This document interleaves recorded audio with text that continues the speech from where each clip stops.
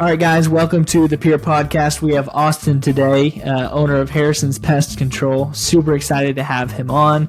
We're going to be sharing a little bit about business, a little bit about family, and our journeys.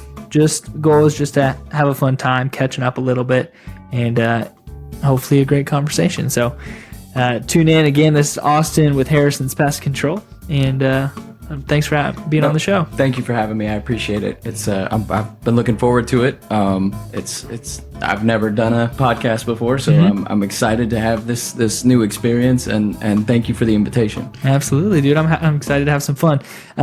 So we were just talking a little bit about you hired your first tech. You built a huge route, 400 of clients that you service, and we were just talking about the transition from running that route, responding to calls, responding to emails, text, all of those things. It's enormous, task as a business owner, especially when you're getting things off the ground. So how has that transition been from bringing on your first employee to start operating with you?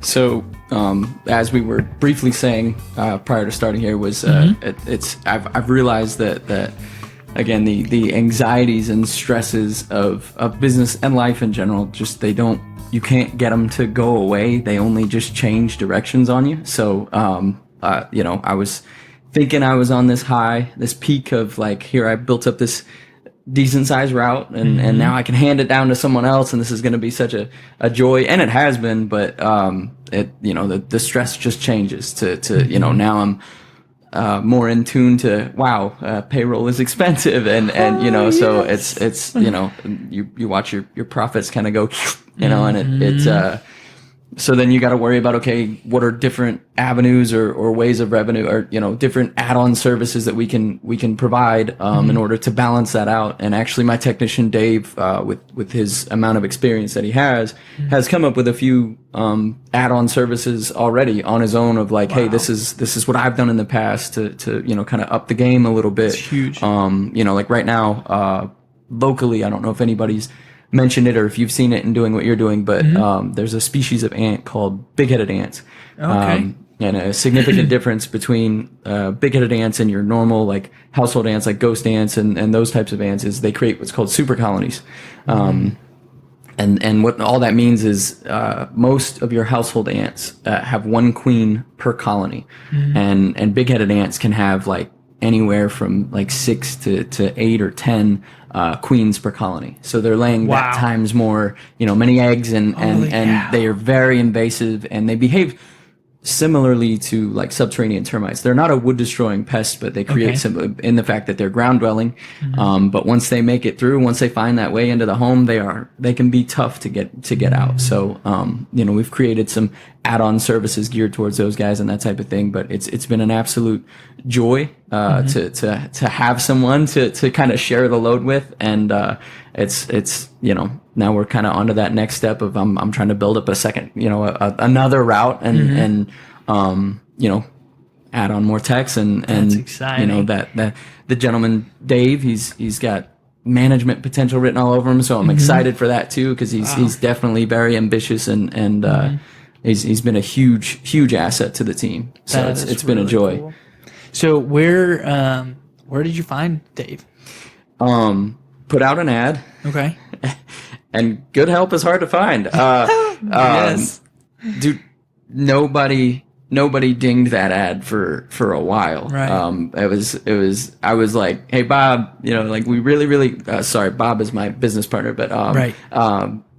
I was like, hey, I really need a guy. Like, I'm drowning out here, Bob. Like, I need somebody. And he's like, we're working on it. And weeks had gone by, and we got 2 hits. And we did some Skype interviews first. Okay, cool. Just to make it easier on everybody before we did the in-person thing. And Dave hit me with a lot of my own core values without asking. He's huge. Yes, That's So I was cool. like, this guy, and he's the ticket because just little things about like how you treat your customers and he went on a rant about the importance of knocking down webs on a house, spider webs. And he's like, he used my exact line that I've been using for 10 years, which is, it's the only thing a customer can visibly see when they come home as far as what I do. Like what you do, they can see, hey, the grass looks great, plants, so on and so forth. Right. There's no visual to what I do. You can't see the spray. Right. I mean, the door hanger's on the door, but that's just right. to say I was there. You know what I mean? But for somebody who's like, hey, Austin hasn't been here in a while, I can tell the webs are in the cage.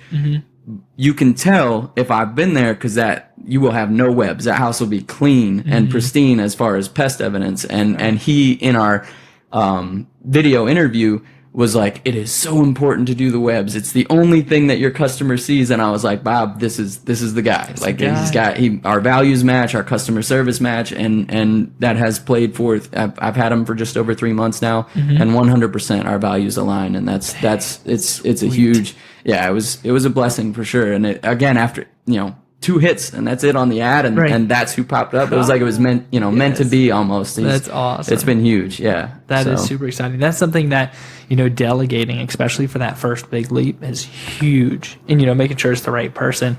And, oh my gosh, let me tell you, we have a good team now, but finding good team members, when you do, it's like, yes. Yep. It's so deep to your core that it's like, wow, this is great, because they're not just building a business, they're out serving families. Like for you, if they're not doing, if a tech doesn't do a good job, that would be bad, because then there'd be bugs in people's houses, but when you do a good job, you prevent all that from happening. Right. And so that's huge value that you offer. Like for me, my wife says, if we have spiders in the house, we're moving. And I have a beautiful preserve behind my house, and I love it. I love where we live.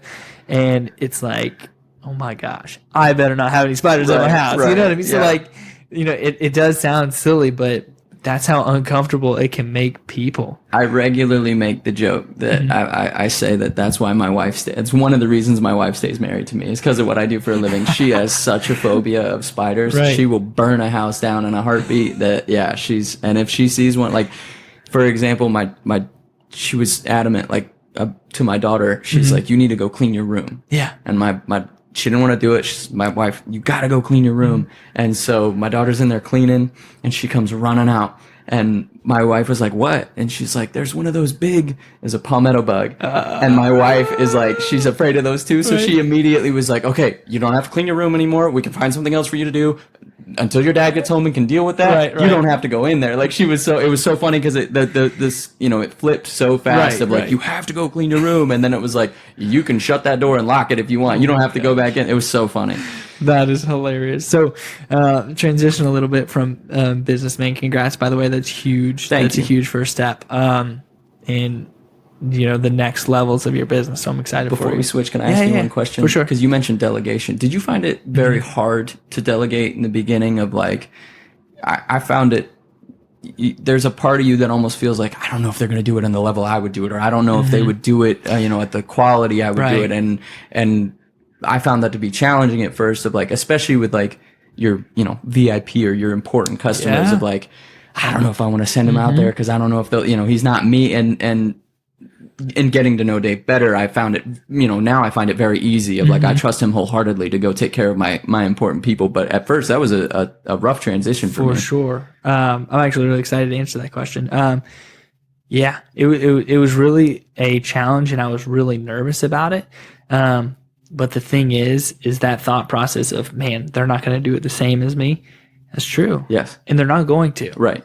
But the thing is as long as they do the best that they can, and they still do a really good job, if something is missed, or I should say when something is missed, because it will happen and it does, it's all about how you respond to it. And so still validating the customer, saying, wow, so sorry this was missed or the ball was dropped. Thank you so much for your strong communication. I'm glad we have this relationship of communication, and we will be out there tomorrow morning to fix it, or as soon as possible to fix it. And so that's something I had to let the perfectionist in me calm down, so that way I could serve more people. Yes. And there becomes a difference when you get so big and there's a fine line. If you can become just so big and so overloaded and your techs have way too much and you don't have enough management to support your techs, then, it could be challenging. But as long as you have that support behind your techs, which you can be that support, delegate them, have them do 95% of the work, and coach, help them and help fix any issues that come up. That was the biggest thing that I've found, if that makes sense. Yeah. Because it's going to happen. Yes. It's not about if it'll happen. It will happen. And as long as you're there to back it up and quickly do a course correction and then hopefully train or make the tech more aware.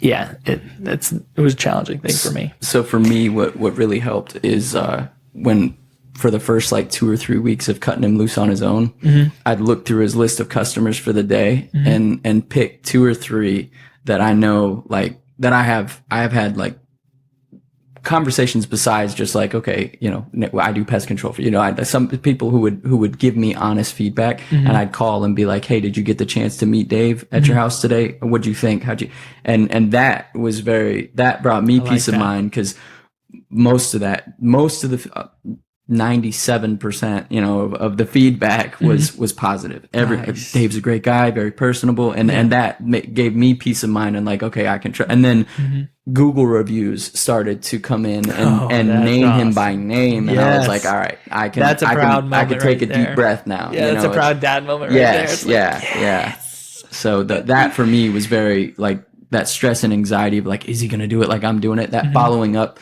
with just a few, I didn't call everyone, but just a few customers a day to be like, what do you think of Dave? All positive feedback. A couple of like, hey, I don't think he, took quite as much time as, that type of stuff. And that's good. That's also positive feedback of things that we can grow and develop from. But it was, like I said, everyone was very positive. So it brought me peace in knowing like, okay, this guy's the guy. That's awesome, man. I love that. And to talk more about delegation is, I've actually had to do that in the last couple of weeks or so. It's been really hard. I am transitioning a lot, almost all of the day-to-day operations of Pure Landscaping to Cole, and who he's going to oversee sales, oversee all of the operations. And then Katie and I are just going to come in and tag team on larger, big design and renovation jobs. We're going to come in, help, basically just give the customer like that VIP experience for our, jobs 150,000 plus. Katie and I will come in and offer that extreme VIP experience. But Cole, everything else, Cole and his team will take the inbound call. They'll do the estimate, they'll do the job, make sure everything's very happy for them. And so it's different levels of delegation. And that's something that I've just experienced over the last week or two. And it's really hard. I'll notice myself going on the phone and, hey Siri, call Cole. And I'm like, oh wait, end. Because I'm doing it like so much. I'm like, no, stop. He's trying to run this position. I handed him this responsibility, but put down the phone, stop bothering him. If I have a thing, send him an email. And so, because that would be so annoying if we were trying to operate a company and somebody's always, hey, every time I get a new idea, I'm like, and so, learning what it means to delegate on that level. And then training myself to realize, hey, I'm the one that needs most of the help here, has been really interesting. But the reason I have been delegating that is because I've noticed my bandwidth is not as big or as wide as our customer intake and business is. Like, I can't do it for all my business anymore. And I noticed I was dropping the ball here and there. And I'm like, I couldn't do it all on my own. So delegating all that so that way they can really serve our customers as best as possible. And in the meantime, Katie and I can work with some of these larger jobs because that's kind of our niche. Katie and I really thrive in those because that's where you can get really creative, do fun outdoor patios, outdoor kitchens, all that stuff. That's where we thrive. And then I'm also going to school to get my general contractor's license. I've seen that. Yeah. That's so, exciting. Dude, That's exciting. I just finished school. So all I have left is just self-study, and I take the test at the end of the year. So that's been an incredible thing for me to be able to free up and do. So now that Cole is running all the day-to-day operations, I can take that time and now invest that, and now it's going to help us with our big job. So now instead of somebody else managing and overseeing everything, now we can design it and sub out all these little portions and offer so much more value to our larger jobs. Mm-hmm. And so that's something I've learned, is to delegate to competent, good working people within the company so that I can go work hard and bring more value to our company. Yeah. And so that's kind of the transition that we're going through right now. It's all new experience. Like you're saying, from your first delegation to your second to your third to there's so many more levels of delegation that are above me that I have not hit yet. Mm-hmm. But every time is a challenge, and it's never stops being a challenge. Right. It's just a little different. And sometimes the challenges hit you harder than the other. But it's really interesting because I don't know, for me, I always have this mindset of when I get to here, it's all going to be even keel. I'm going to be chilling. I'm going to be on a boat. Yep. Yep. It's all when I get to here, then it's but every then time. Then the here changes. Right. Yeah. And then the challenge changes. And then it's and so it's interesting. So peaks and valleys. Right. Yeah. And so what I'm learning right now is to really grow and be able to handle adversity better. It sounds silly, but something I was doing for a while is taking freezing cold showers, and it's like a fad or whatever, but getting through that mental toughness. Mm-hmm. Because nobody wants to take a freezing cold shower. I mean, some people, but I'm talking freezing cold. It helps your mind overpower, break through some barriers. Yeah. And so you get stronger and you get more mentally focused and I can do anything. You know what I mean? Yeah. So that's something that I feel like it's a version of discipline. Yeah. Right. Yeah. There's so much value in discipline, right. And that's what it's so underrated or not even underrated, but I say the same thing about working out, going to the gym, and I'm starting to realize that I find that same value in my faith as well as it's weird the way those two can coexist, and it's when you're being disciplined, and I do self-checks on myself quite frequently of okay, where am I falling short? What do I need to improve on? And I realize the best version of myself is the most disciplined version of myself. So, when I'm active in the gym, when I'm on a healthy diet, and also when I'm dipping into my faith right. and immersing myself in that as much as possible, that's my best self. That's when I have the most mental clarity. I'm able to focus the most, and there's so much value in discipline. Absolutely. So much value. And it penetrates through everything.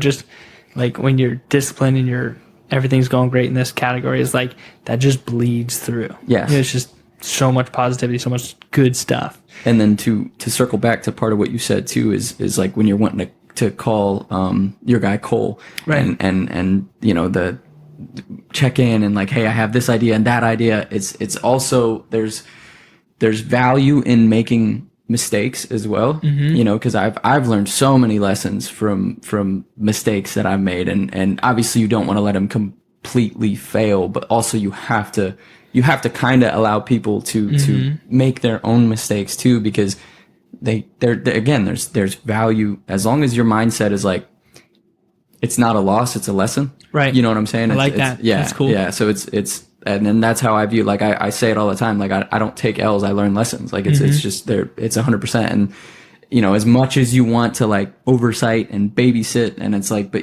there's value in them making mistakes as well. 100%. Absolutely. There totally is. I think that's very well said. That's something that it's hard because it's like it's your baby. Yes. You built it and your Yep. customers. And so it's really hard to allow them to make mistakes, but it is so important. Like there's been situations where everybody on my team, myself included, I've probably made the most, but where we've made big mistakes and lost thousands of dollars, and it's like, oh my gosh. Like there was this one time where my guy, he took down this beautiful 25-foot magnolia tree, and dude, to get a 25-foot magnolia tree, it not only is it so expensive, you got to ship it from the other side of the freaking state, and oh my gosh, shipping alone on that tree was $1,200. But he cut it out, and he wasn't supposed to. It was supposed to be in the design, and there's so many mistakes that have been made, but it's just like now every time we go through a plan, it's always a design. The project manager looks at the design, goes through it. It's a systemized thing now instead of just so verbal. And so, you go through those mistakes, but so long story short. They have value too. Yeah, they have value. But long story short, that was I think it was like $3,500, mistake lesson, Right. so it's like, oh, it's expensive. Yes. That's where you have to find that balance too of like, yes, you want them to be able to, kind of make their own mistakes and learn on their own in some ways, but also like, you don't want to be losing clients left and right either. Like we cross that line of like, okay, now I have no choice but to step in. Thankfully I haven't experienced that, but I'm just saying it's right. You have to draw that line of like, allow them to kind of do their own thing and make their own mistakes, but you have to have some oversight at the same time. Exactly. Absolutely, man. Oh man, that was a crappy day for sure. It was a rainy day. It was a sad day. I was so pissed, but I can't be mad at. I mean, I did. Everybody makes mistakes. Literally everybody on my team's made mistakes, including me. Like I said, I've probably made the most of them.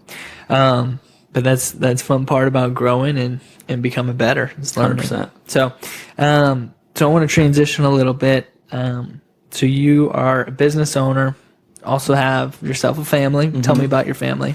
So I have my beautiful wife, Denny. I've been with her since I was 15 years old, and never, some of those couples that start at an early age, they go on we took a break here and there. We've been never Wow. as consistent all the way That's through. awesome. And yeah, That's not really what you hear usually. No, not at all. And what I take pride in the most is who I am as a husband and a father. And I wouldn't be who I am without my family, and especially my wife. I attribute so much of who I am and how I operate to her. Right. And then, my beautiful daughter, Ava, she's 8, and my son Bentley, who's 4, and man, there's no greater joy than being a dad. And you're in that beginning phase, and that's awesome, and congratulations again. Thank you. But yeah, it's man, being a dad is the absolute best, and that work family balance is so important to me. And I've learned lessons in that too. Like I had a heart-to-heart with my business partner, and prior to even doing the partnership, I was like, hey, I very much value my time with my family. Like I will not put business before my family. I want you to know that before we. And he's like, I hear you, but let me ask you this: when you say you value time with your family, what is the value of the time you're spending? Are you guys sitting in the living room all looking at different screens, or are you actually having valuable time? And I was like, that's a great point. Like, that is a great point. And so now, especially in ownership and growing and, the late nights and all that, it's instead of like, which we still have, let's sit down and watch a movie or, whatever. But like, it's, let's go outside and ride bikes. Let's go throw the ball out back. Like, let's do things that are more meaningful than just all of us sitting in front of different screens. And, that's been, sorry. That's been huge as well. But yeah, there's the joys of being a dad there's so much value. And I feel like young dads our age, the common mistake that they make is they oh, my kids are young, so they're not going to remember these times anyways. And that is the wrong mindset to have, because sure, they may not remember every moment. They may not remember the Disney trip. They may not, but it right now is an investment, and it's an investment. For one, it's an investment for you.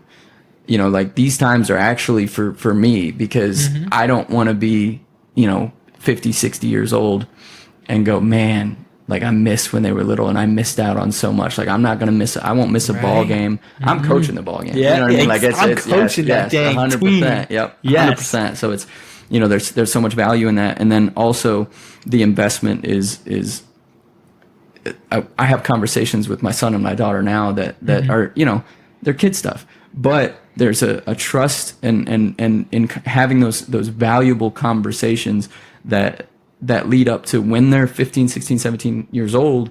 And now life has real weight. Now they're starting to get a sense of what real life is. Right. If you didn't make that investment when they were young, you're not going to be the person that they come to in those times.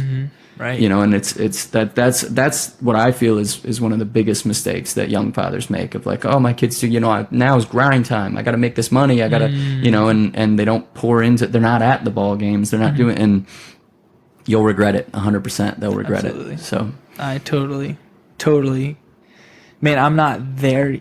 I mean, I am there yet, I guess, with it's crazy. There's so many thoughts as a business owner, or even just a normal person. There's so many thoughts and moving parts, I feel like, on a day-to-day basis.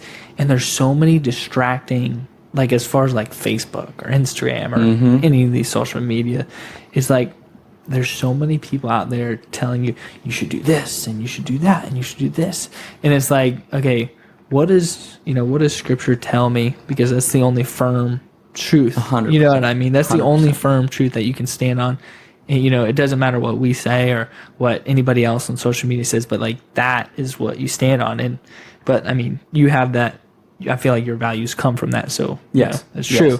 It's like, it's God, family, work, just like we're talking about. 100%. And man, that is just, it's so true. It's not even funny. And that's something that I continue to, check myself, be like, wow, I worked X amount of hours this week. I worked way too much. And, even if I wasn't working too much, man, all I was doing was thinking about work. Yes. You know what I mean? I'm sitting there on the couch with my wife and my little girl, and I'm like, wow. It's like, I've been so checked out this week. Yeah. And so really trying to keep myself accountable. My little girl's 7 months. Actually, she's 8 months now. Yeah, it's crazy. She just turned 8 months now. And, wow, what a joy that is. But my little girl's young. She's not even talking yet. She's just figuring out how to crawl. And that's the other thing, man, is time is so valuable. And that's one thing that I do feel like at a young age, I feel like I have a good grasp on is the value of time. Yes, that's huge. Because it is. I can't believe my daughter's 8. You're saying 8 months. My daughter's 8, man. It's crazy. I swear she was just 8 months. Right, you know what I mean? And I'm watching this time fly. And I have found that there's extreme value in, as you learn life lessons, teach them to them at a young age. Because like, I have found that again, like we said in the beginning, the stress and anxiety, you cannot get it to go away. Right. It'll never go away. But you can balance it with a mindset of gratitude. So that like a couple Mondays ago, my phone did not stop. Phone calls, text messages, emails, and I'm looking at it, and I'm driving in the truck, and I'm like, I could just throw it out the window. Like, I'm so fed up. And but again, I had to balance that with gratitude. So I kind of zoomed out on myself, and I was like, hey, dummy, 2 years ago you were dying for that thing to ring. Yes. When you first opened the doors, you were desperate. Right. And now here you are, ready to throw it out the window because you're so like, it's a blessing. You should be glad that people are calling and blowing up your phone.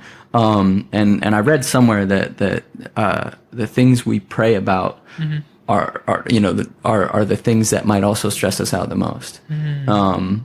So like I've prayed over this business, and I prayed that it would be successful, and now here I am cursing this blessing and ready to throw it out the window. You know what I mean? But again, that's that for me, I had a hand-me-down moment, a trickle-down moment with my daughter, because she's 8, and she, her and I have very in-depth conversations. Right. And this past Monday, I got home from work at 7:15. Like, it was just a long day, drawn out. I sat down on the couch, just sunk, and she comes up to say hi, and I was like, you know what, this is a teachable moment, and so I was like, hey, Daddy's tired. Like, I had a very stressful day, a very long day.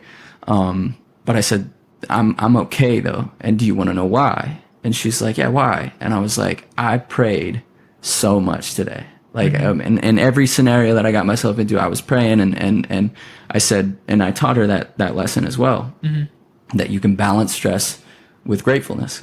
And so I told her, I try to put it on her level. I was like, how some days you just don't want to go to school? And she's like, yeah. I said, but are you grateful to be able to spend time with your friends? She's like, yeah. I was like, are you grateful to be able to learn new things every day? Yeah. And she started and she gets this look on her face when I can tell she's like either soaking stuff in or thinking about it. Right. So I gave her a couple minutes, and I was like, did you understand, what I meant by that? And she's like, yeah. So the next day, and now every day, it's only been this week, but, each morning we're waking up, and I'm like, on our drive to school with her and my son, which his are hilarious, but I'm like, Ava, give me 5 things you're grateful for today.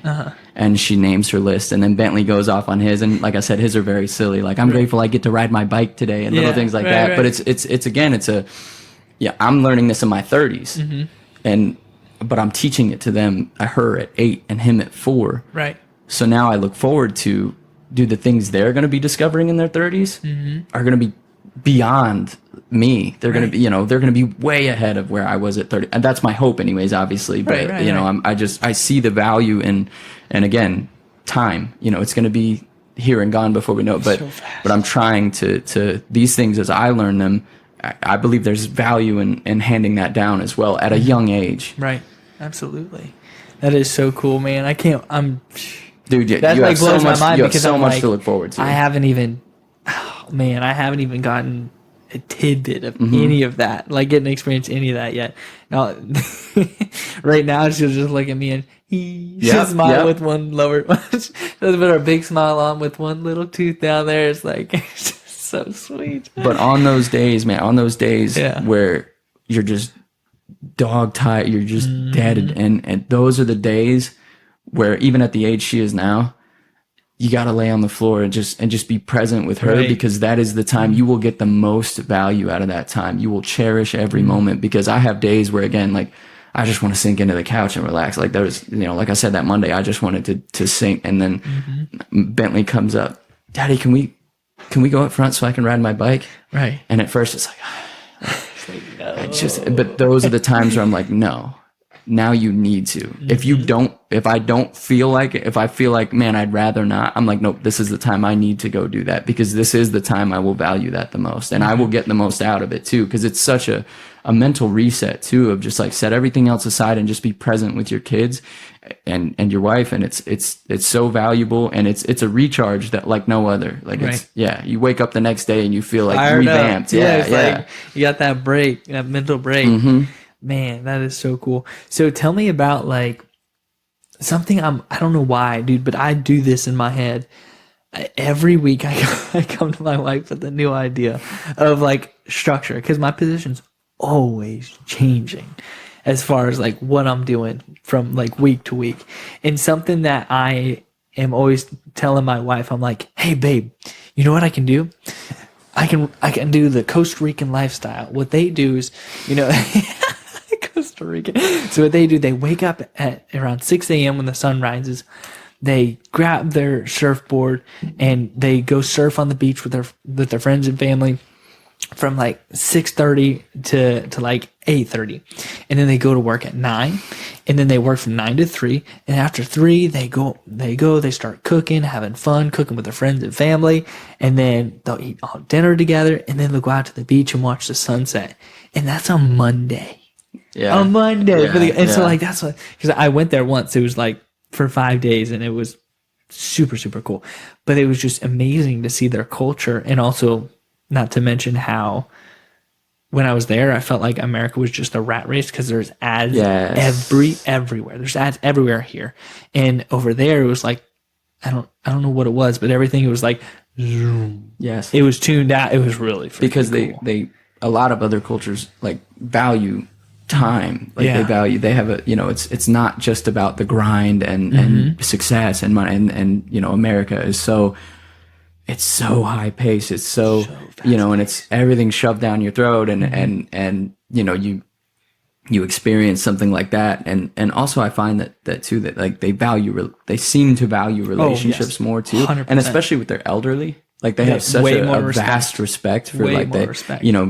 When your parents hit a certain age, like they come back into the house with you, and like it's other cultures are very eye opening for sure in that way. Absolutely. And so like with that, like I'm coming to my wife with a new thing. It seems like every week for the past few months. And then I'm like, babe, what if I I'll take Monday and Friday off, and then Wednesday I'll work from 6 a.m. to 5 p.m. and I'll just grind. And then, but what's something I've actually been grateful for that I've been somewhat consistent for over the last maybe year or so is taking every Friday off. And I've probably say there's 52 Fridays in a year. I've probably taken like close to 45 of them off. And so I'm doing really good with that. But it's like, and then so I can spend Friday, Saturday, Sunday. And because we have all this stress, all this stuff on our plate, and it's a lot of responsibility and it can be overwhelming. So like for me, if I can take a longer disconnect from work, then I won't be thinking about it as much, because it's not just a matter of not doing the work. It's a matter of shutting the brain off too from it. And so it's funny do you have any kind of structure that you've stuck with or as far as your schedule? Because I am all over the place, always trying to come up with a new idea. Yeah. Do you have any structures or anything that you've set for your schedule or not yet? No, not yet. Right. I like that idea. I'm not there yet. I'm not in a position where I could do that quite yet. But that I like the idea because, but I imagine too of like, even on Friday, you're still probably challenging. You're still probably like, let me check my phone real quick. Let me see how things are going. Yeah. But also that's gonna be a more, I could see that the value in that of being like Friday is almost a subtle transition into your weekend. So it's like you're disconnecting, but you're not, you're not fully but then because you're not directly involved physically, now, you were able to mentally somewhat, check out a little bit and then Saturday like morning, you're locked Sunday, in for family time. Yeah, exactly. Yeah. Then on Saturday, Sunday, I'm not even tempted to look at the work phone. You know what I mean? Because it's always like, oh, what's going on? Is everything good?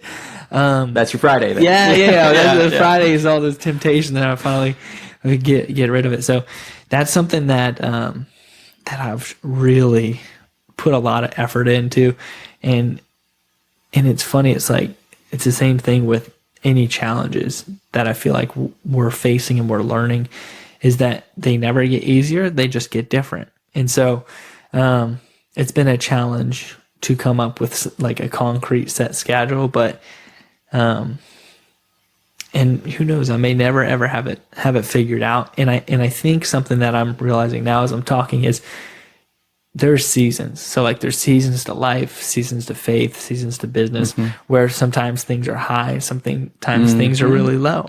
And say for example, even if it's just like baseball season in my kid's life, maybe that looks like I work from 6 a.m. to 3 p.m. You know what I mean? To make sure you're on Monday, time. Wednesday, Friday. You're going to be coaching. Right, exactly. Coaching. Yeah. And so as far as like that's something I'm always trying to dial down. It may be something that I never do dial down, but it'll always be maybe that mindset of, hey, I'm going to spend an even amount of time with my family than I do work, and the complexity of it can change, or the structure of it can change, with the seasons that come and go. Yep.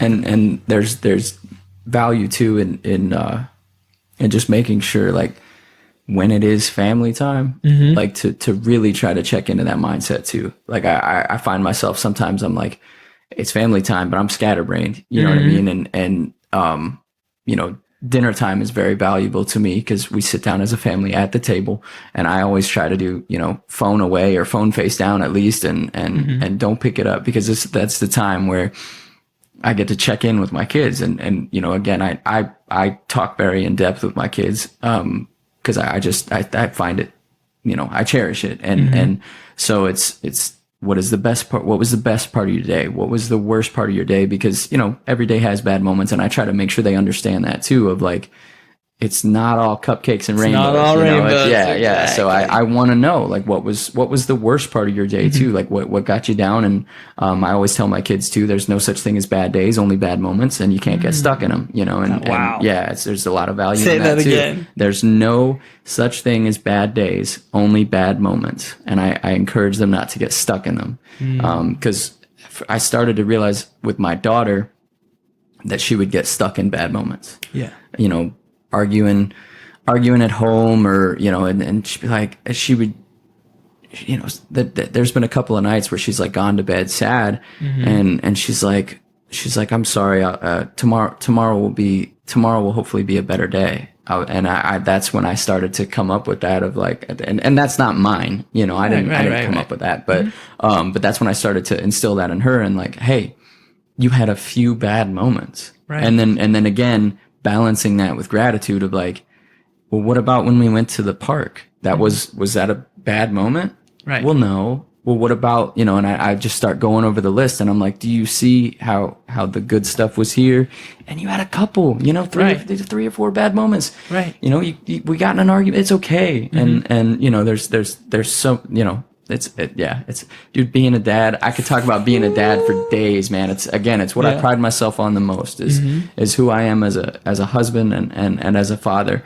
And yeah, my kids are everything, man. They're everything. That's incredible. Yeah. So you've been with your wife since you're 15? Yes, sir. And where'd you meet her? So we technically met at the Edison parade. My brother had started going to, brother had started going to the youth group at Grace Church over off Hancock. Yeah. And I was gonna start going. He was inviting me to go with him, and he's like, hey, I'm my brother's my best friend, and so he's like, hey, I want you to, we're gonna start going to this youth group, and he's like, but I'm gonna go to the Edison parade and meet a couple people who are from this youth group. Wound up going with him, and I met her there, and I was actually dating someone else at that time, and started going to the youth group, and her and I became best friends. We were best friends for a year before we started dating. So I'm 14 years old. You know what I mean? Like, it's dating. Exactly. But a year had gone by of again being best friends. I told her everything, like everything. We talked all the time, and then decided to try the dating thing, and just never looked back, man. It's there's true value in like being in a relationship with someone you consider to be your best friend. You know what I mean? We had already established such a great, communication, and it only got better, and people called us crazy because 16 years old, there was such a trust that at the time, cell phones were like the big ticket, they just started to put internet on the phones at that time and everything. So, we had open access to each other's. Gotcha. It's like, hey, you ever have a question, take go through it, do whatever you want to do. And people are like, that's too much. You guys are, and I'm like, you can say whatever you want, but that's the trust that we have for one another.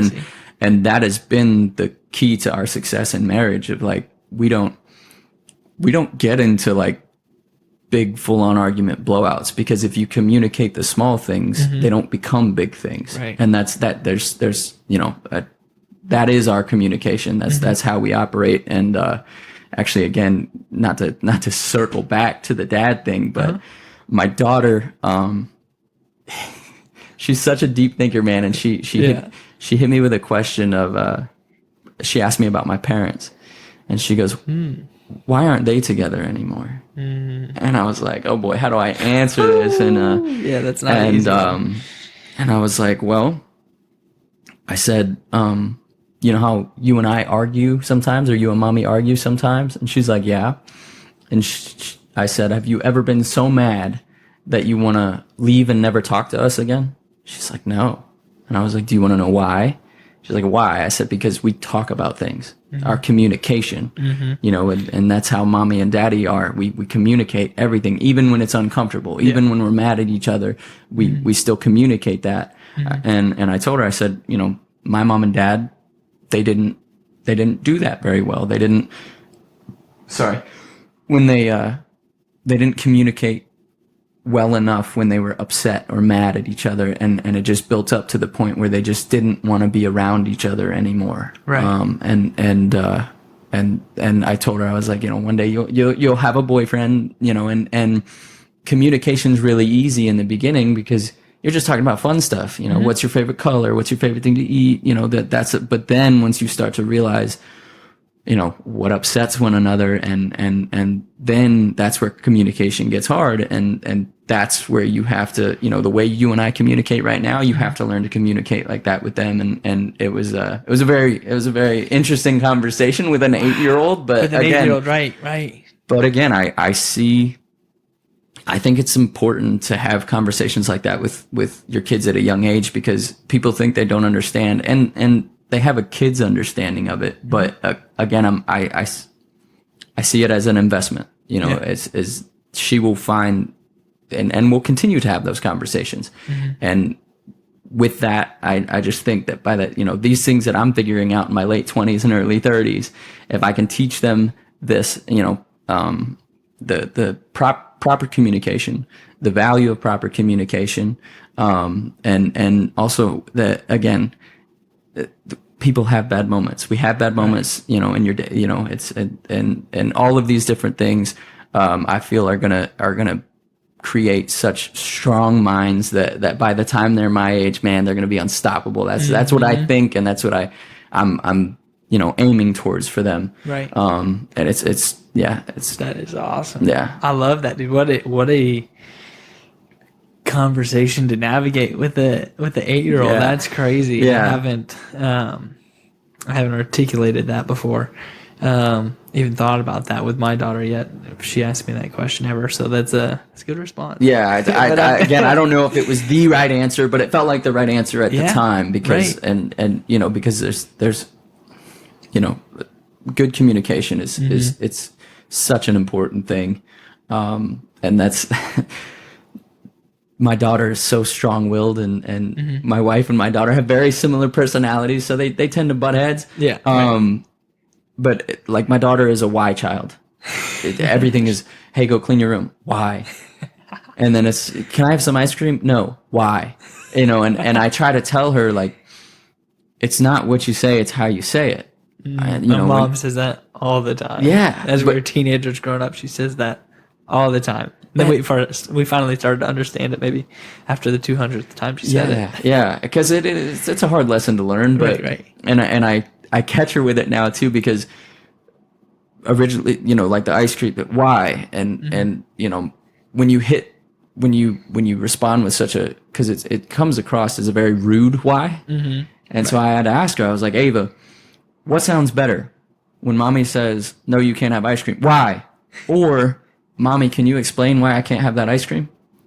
And she's like, oh. I'm like, you see what I'm saying? Like, you can still ask the question. Right. But you can ask it in a way that you know, mommy or daddy is going to be, like, they're going to answer it in a polite way. Yeah. Right. Instead of the, you know, one of the answers I hate, because I always got it as a kid, is because I said so.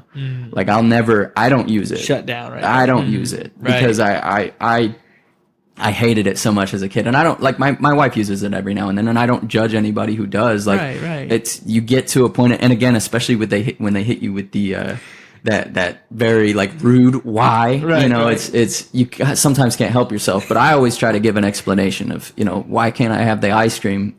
Well, it's almost your bedtime. You've already brushed your teeth. You know, whatever the answer is, I always try to give an actual explanation, because that's what I wanted as a kid. Yeah. I wanted it to be explained. So it all boils down to, like, communication. And I think it's very valuable lessons to teach kids at a young age. I totally love that. And I think that's a great idea. It's going to be a road that I'm going to be traveling in the future, but from what everybody tells me, it's going to be in the very close future. Yes. With how Yep. fast everything goes. Yep. Oh my gosh, man. So I want to talk a little more about your business. Where do you want to be in like 5 years, and then where do you want to be in like 10 years? Like, what's your goal? I don't have like there's not a dollar amount or a certain amount of customers.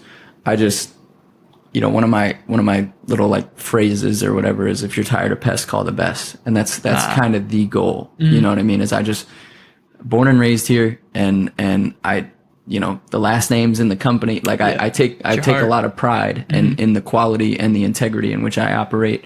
And I want to be that local name. That's kind of the goal. Is I want to be Cape Coral, no Fort Myers, I want to be the bug guy of 239. You know what I mean? Like that's where I want to be, because and it's not, like I said, there's no dollar amount for me. There's no, and ultimately the goal for me in starting this was just to, I grew up in a household that was, we lived the paycheck to paycheck lifestyle.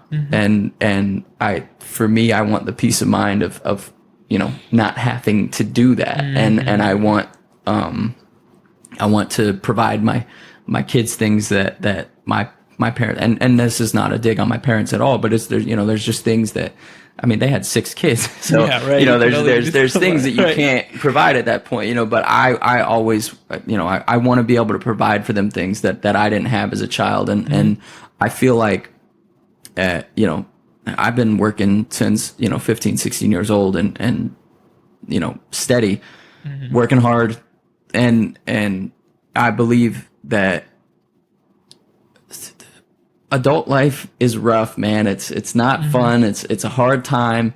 And I believe teenagers, there's value in like getting like a part-time job and understanding the value of money and budgeting and those things. And I think that's important. But I also believe that a teenager should still be able to live the life of a teenager. And I feel like I somewhat became an adult at a younger age than I should. Yeah. So, and that's what I'm looking to provide. That's the ultimate goal, is to allow my kids to be kids for, I don't want to say be kids for as long as they can, because, you there's a balance, because I have friends that have had life handed to them their whole life, and they don't have the value that the gratefulness. Yeah. There's things that and also they have a sense of entitlement and these. So there's a balance to be had there, I believe, and I hope to find it. Yeah.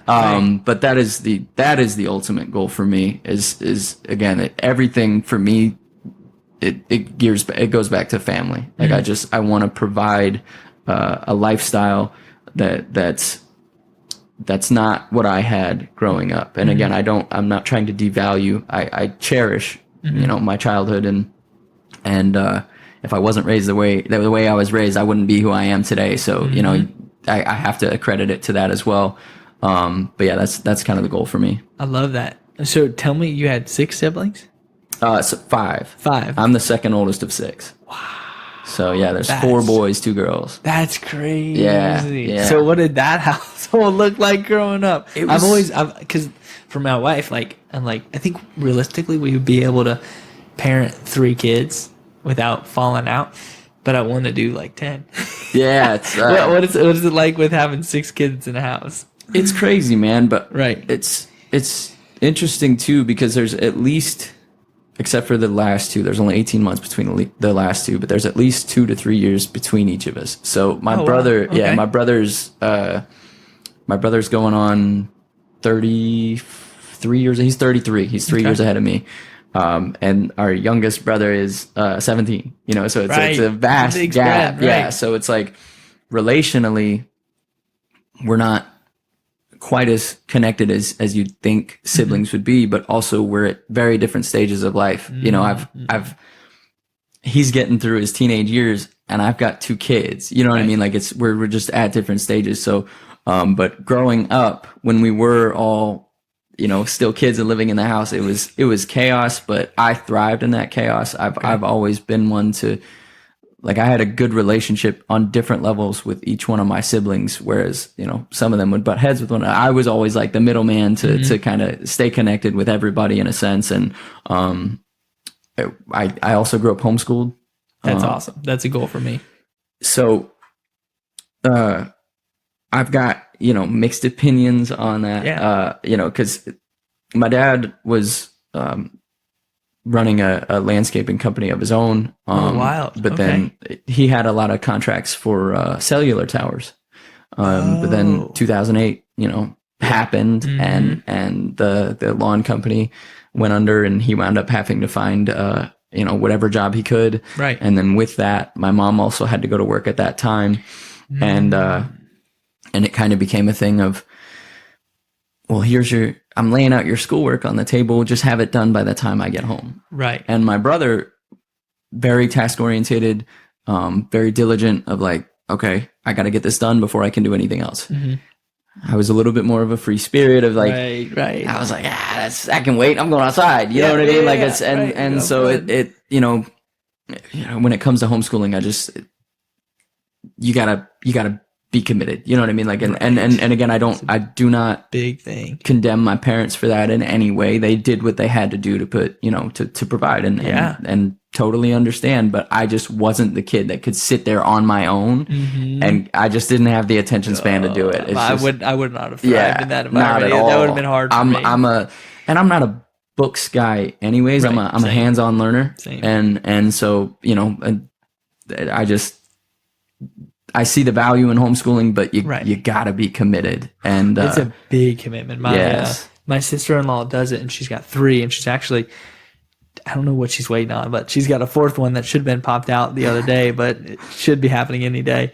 But those nieces and nephews, I love them so much, but it is so much work to do it. And they partner with like a co-op, so they do a lot of it at home, but then they go to school like 1 or 2 days a week so that way they can still continue to socialize, get around other students their age and stuff like that, and get to know other people.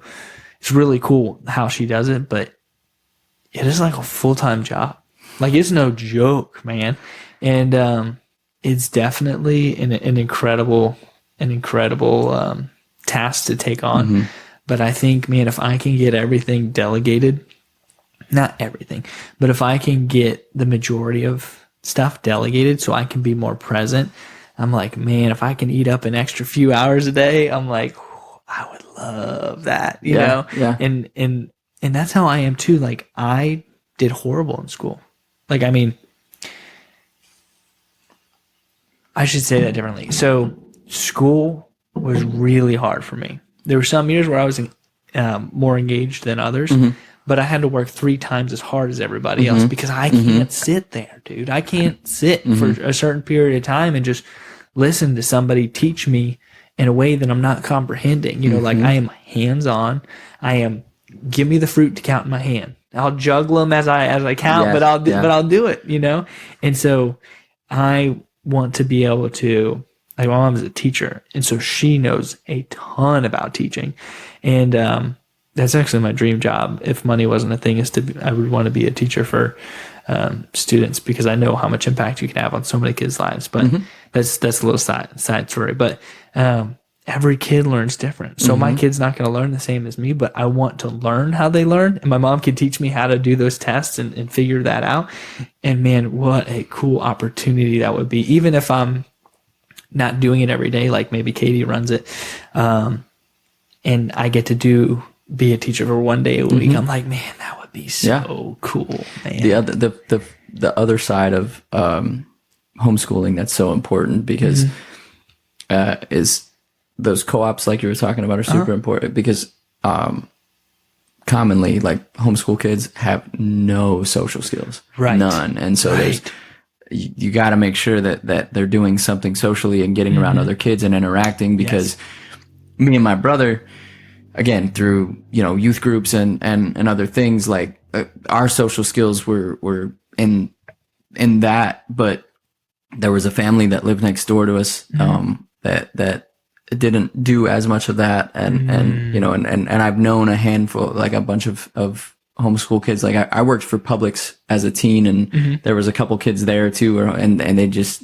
like they were shy to ask somebody if plastic bags were okay. You know what I'm saying? Tough. So there's so it's dude. and to now be introduced as an adult of like, here you are at this public supermarket, and there's so many people, and it's overwhelming and overwhelming. So there's you know, if homeschooling is the goal, you got to make sure to also include some type of social interaction too, and church is a great spot for that as well. For sure. No, that's a good point.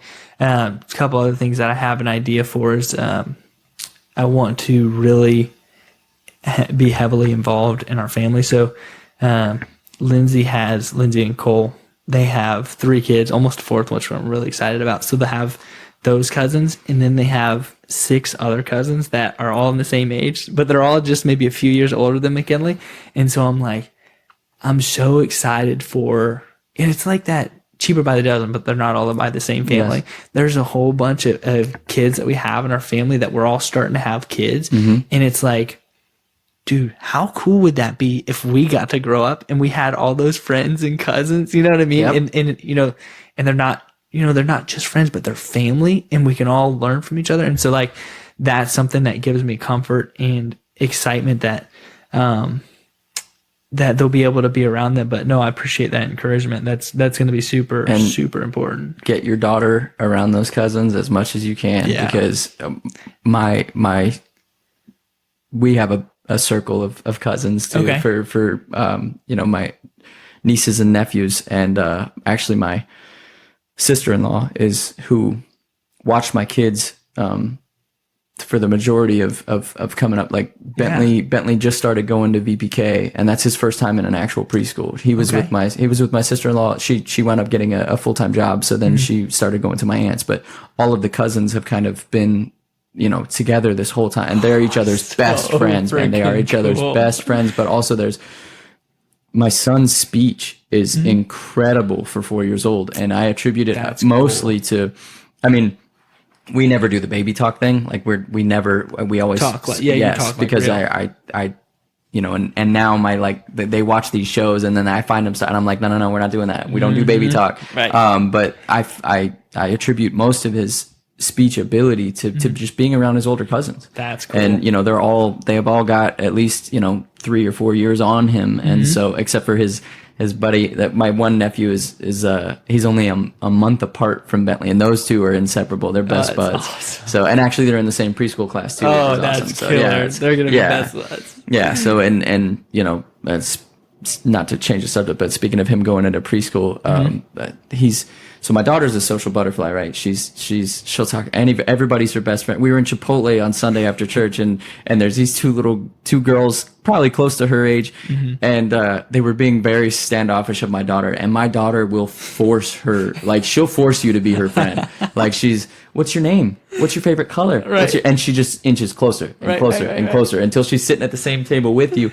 My son is not that kid. Right. Like, he is, you know, if you're not part of the circle, like, I don't know who you are. Don't talk to me. Like, I'm gonna turn my head and look away. He's that kid, you know? So leading up to him going to preschool, I was very nervous for him, because I'm like, he's not Ava, you know, he doesn't have that. But he hit an age, you know, when he turned 4, everything became, I want to do what Ava's doing. Like, Ava plays softball. He's like, I want my own baseball team. Like, and that's then, so cool. and then I want to go to school like Ava, and he has all these things that he wants to do like Ava. And I think that's awesome. But I was worried about him going into, like, a classroom setting. So the whole week leading up, I was like, hey, are you nervous? No, I'm excited. And I'm like, he says that now, but when we go in there, he's gonna lose it. And or the open house or whatever, where you get to meet the teacher. Right. And he walked in like a boss. Just he's like, I own this. Yeah, right. Yeah. He's like, oh, can I play with the toys? He starts playing with the toys, saying hi to other kids. And he's usually not one to, like, give someone a hug if he's not, like, met you before or knows you. He gave the teacher a hug goodbye. Wow. And I was like, and then Monday morning he's walked in and he's all confident, you know, That's cool. I think he started on a Tuesday, but and then that night I'm like, hey, what was your favorite part? And, you know, the normal dinner time conversations. Right. And it was so funny. I was like, hey, what was your least favorite part?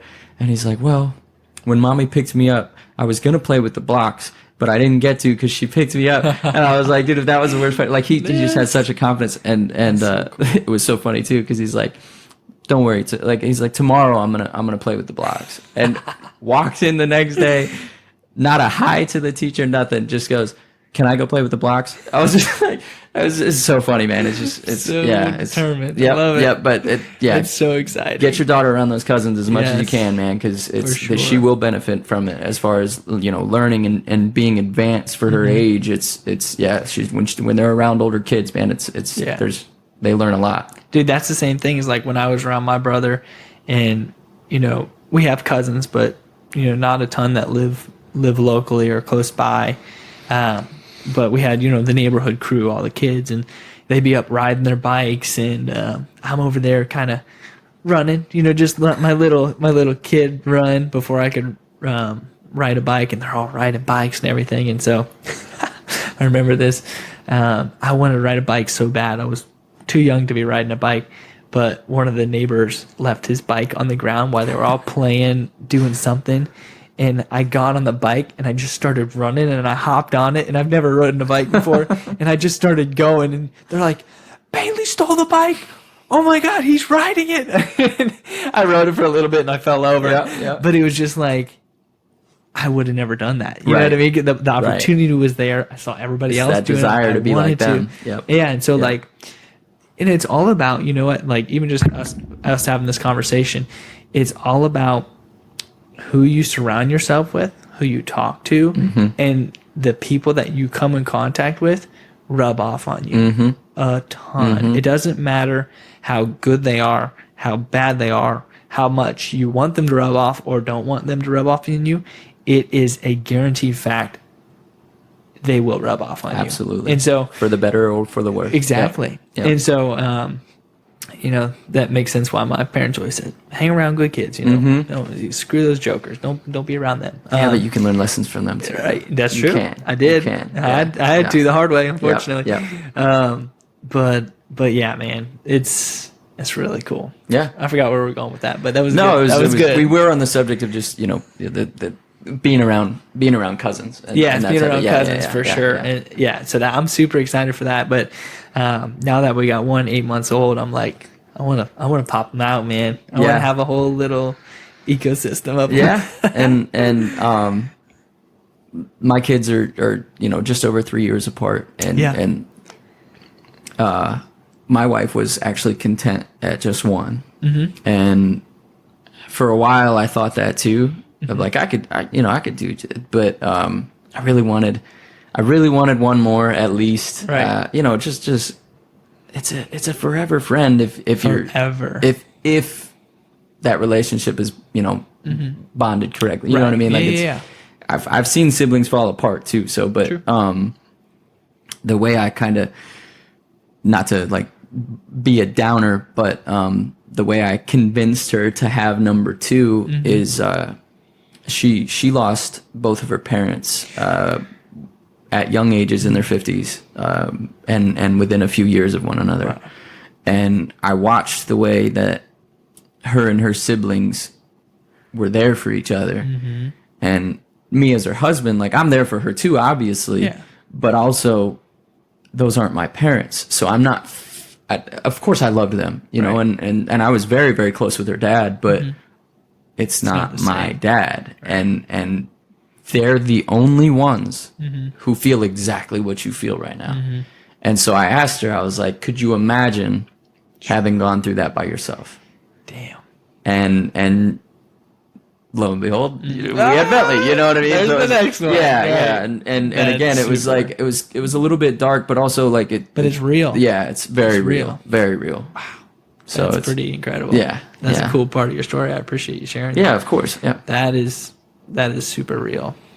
There's so many benefits to having kids. Yeah. And I was talking about it this morning with my mom. She was sharing actually a story of that.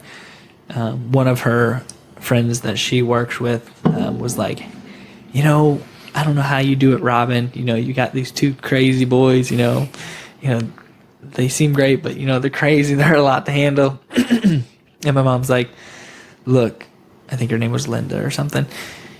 I couldn't imagine my life without these two little kids. Like, they are the biggest blessing in the entire world. And over time, my mom convinced her to have some kids, and how great is that? Because anybody who has kids knows how much fruit they can produce, and and they give you purpose. there's so much purpose. Holy cow! They change everything, Absolutely. because it goes from being about you to being about them. You know, sure. and you still have to have moments for you, Right, You know, yeah. because if you don't You'll find balance that. that out, those are the parents that when their kids become adults, they're lost. Yeah, you they know, get when washed they out. become your, you know, and that's why you still have to, like, my wife comes first. Yes, you know what I right. mean? Like, Absolutely. it's Has to. but my kids are also everything, you know, and but yeah, it's crazy the value that kids can provide your life, but also it's not for everybody. It's really Right. not. And, Yeah. and you know, my brother's kind of in that mindset of like, you know, he just does not. He's the best uncle, Yeah. best uncle. Like, my kids cherish him so much. That's awesome. And sometimes that is the role. Like, Yeah. and there's still, my kids still have value to his life too. value. You know Right. what I mean? And Being uncle is but- one of the best things I've ever done. yeah. Yep. Absolutely. But again, if you are of the mind of like you want kids, it'll change your whole purpose, your whole perspective. It changes everything. Absolutely. Being an uncle was like amazing for me, and I was like, I got a tidbit of how amazing, like, how I couldn't even fathom, you know, if I love my niece and my nephews this much. I'm like, wow, Yeah. what is that going to Yeah. be like when that's my child? Yeah. Like, whew, Absolutely. so exciting. But yeah, I love being an uncle. Given the gap I had between me and my younger siblings, they again, when both parents had to get jobs, my kids, my siblings Right. were not. Some of them were not even school age yet. Oh, wow. And my parents couldn't afford, you know, Right. a child care is expensive. So expensive. And you know, you can't get an in-house. So I was that guy. And around 14, I was like, I want to get a job so I could start. And they were like, listen, I wanted to get a car. That was my goal. I wanted to have a car by 16. And so like through 14 and 15, they were like, listen, if you take care of your younger siblings, we will give you the Xterra, or not the Xterra, the Nissan Pathfinder. Okay. And I was like, done. Deal. Done. Right. And it was kind of that same thing of like, that's I think that's what started like my kind of journey on like who I want to be as a father. Not that I was a father to my siblings, but I was definitely a role model to my siblings. Right. And there was so much value in that. And again, it was like, dude, I love them so much. And then like you said, with the nieces and nephews, it was the same thing of like when my niece Charlie was born, her dad had to, you know, go back to work pretty quickly. But then their mom had to go back to the hospital for something. And I was like, I'll call off work. I'll take Nice. Charlie. Yeah. You know what I mean? Like, I Beautiful. don't care. Right, And right, I got right. to spend like, here she is like brand wow, new. And, so cool. and it was, oh man, I cherished it so much. It was, and you know, now she's going into middle school. And, yeah. So it's like, it's, you know, she feels like one of mine. You know what I mean? She's not, like you said, you know, if I love them this much, I can't imagine how I feel with mine. And then you know, the love you have for yours is Right. vast superior to that too. And, Right. and also not to like go off on a rant, but it's interesting to see the stages of life for, you know, cause she's the oldest cousin and, going into middle school and I had the opportunity to drive around with her a little bit not long ago. And it was so crazy to me because I remembered again, that moment of like, just after she was born and here she is sitting in the front seat next to me. Right. And we're having like these very mature conversations of like, she's got goals and ambitions of like, I want to get a scholarship through softball. And I like all of these different, and I'm like, wow, this is talking to it. I have to talk like, there's a different level of maturity now that like, it's crazy, man. Time flies. I didn't mean to like completely No, you're good. make a turn there, but no, yeah, that's awesome. I yeah. love that. man, it's so cool. The stages, it never changes. Whether it's challenges, facing adversity, delegation, family, like there's different levels to it all as far as it constantly changes. And I think that's one thing that I think all the time. I think other people do too, is they're always thinking of, oh, then I'll be happy. Yes. Or then I'll be complete. And it's like being able to be content in each of those levels and figuring that out. Kind of preaching to myself here, just thinking out loud. It's important not to have.